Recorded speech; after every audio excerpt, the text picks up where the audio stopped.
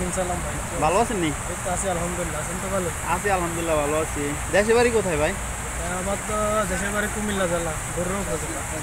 কতদিন হয়েছে আসছেন কুয়েতে? আমি তো আসছি 7 বছর রানি। 7 বছর। কি কাজে আসছেন, কি বিষয়? আসছি তো কোম্পানিতে, কোম্পানি থেকে? ক্লিন বিষয়।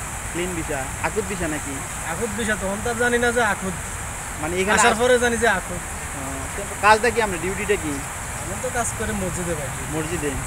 তো আপনি সুযোগ সুবিধাটা একটু বলেন।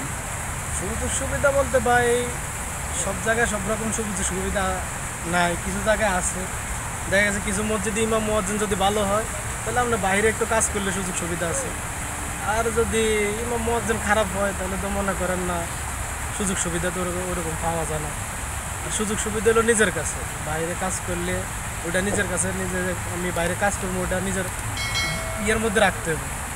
ঠিক আছে। আপনাদের মানে মসজিদের কোম্পানির বেসিক বেতন কত? কোম্পানির বেসিক বেতন তো ভাই 70 টাকা।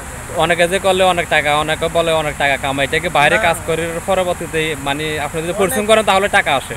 অনেক টাকা কামাই করে বলতে আপনার যে কুয়েতে যত মসজিদ আছে, আমার জন্য মধ্যে যত ক্লিনার আছে সবার বেতন 70 টাকার উপরে কেউ পায়, কারোর বেতন নাই। কারণ নাই। তাইলে তো মনে করেন অনেকে অনেক টাকা কামায়, হয়তো বা বাইরে কেউ কাজ টাজ করে, বাইরে ইনকাম করে। সবাইকে কাজ করার সুযোগ পায় বাইরে? সবাই তো, আমি তো বললাম প্রথমে তো সবাই তো আর বাইরে কাজ করার সুযোগ পায় না। সুযোগ পায় না সবাই। যদি ইমাম মুয়াজ্জিন মসজিদের ভালো থাকে তাইলে একটু হয়তো বা বাইরে কাজ করার সুযোগ সুবিধা আছে। আর আর কাজ পাইতে হইব। আর থাকা খাওয়ার বিষয়টা কি মসজিদে? থাকা খাওয়া সেম কোম্পানির মতোই, আমরা কোম্পানির বিল্ডিং এ থাকলেও যাই, নিজেরটা নিজে কইরা খাইতে হইব, নিজের টাকা কিনা খাইতে হইব। এই কাজটা কি মসজিদের আপনার? মসজিদের আমাদের কাজ হলো মসজিদে পরিষ্কার করা, মসজিদ খোলা, মসজিদের ভিতরে পরিষ্কার করা, পরিষ্কার রাখা, দেখাশোনা করা, পরিষ্কার রাখা। এইটা মানে বাংলাদেশের ভাষা বলে খাদেম। খাদেম, ঠিক আছে। তো আর এই দেশের ভাষা বলে হারেস নাকি? এইটাই। আর আপনাদের সুযোগটা কি, সুযোগ সুবিধাটা কি একটু বর্ণনা বিস্তারিত বলেন। সুযোগ সুবিধা বলতে ভাই যেহেতু ক্লিনার বিষয় আছে, এর চাইতে বড় সুযোগ সুবিধার বেশি কিছু আমি দেখি না। যেহেতু বিষা আখুদ, যদি আহালি হইতো তাহলে ভবিষ্যতের কোনো একটা আশা ভরসা ছিল। আহালি যে আখুদ যে কদিন আছে হয়তো বা 2-4 পয়সা কামাই করা যাবে, এই নিজে পেট চলবো এতটুকু, আর বেশি কিছু না, বেশি কিছু আশা করা যায় না।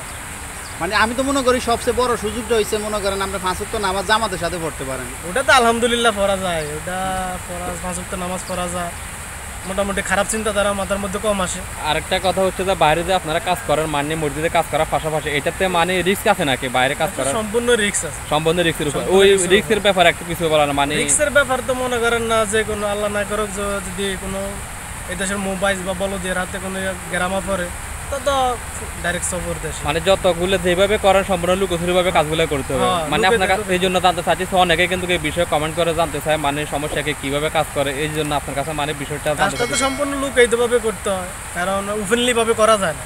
আর যারা করার সুযোগ সুবিধা, যারা নতুন আসার মানে আশা আছে তাদের উদ্দেশ্যে কিছু বলবেন না মসজিদের জন্য? যারা আসার উদ্দেশ্যে আমি একটাই বলবো, যারাই আসেন 7 লাখ 8 লাখ 10 লাখ 12 লাখ খরচ করে জেনে শুনে কাজ দেখে আসবেন, এবং কি কোম্পানি দেখে আসবেন, কোম্পানির কি কাজ, কোথায় কাজ, কোম্পানি কে আমরা আনতেছে। কিন্তু অনেকে দেখা গেছে আসার পরে কাজ পায় না, কামা পায় না, অনেক কিছু অনেক যায় ঝামেলা আছে। ঠিক আছে। এক এক কোম্পানি, সব কোম্পানি একরকম না, কিছু কোম্পানি ভালো আছে, কিছু খারাপও আছে।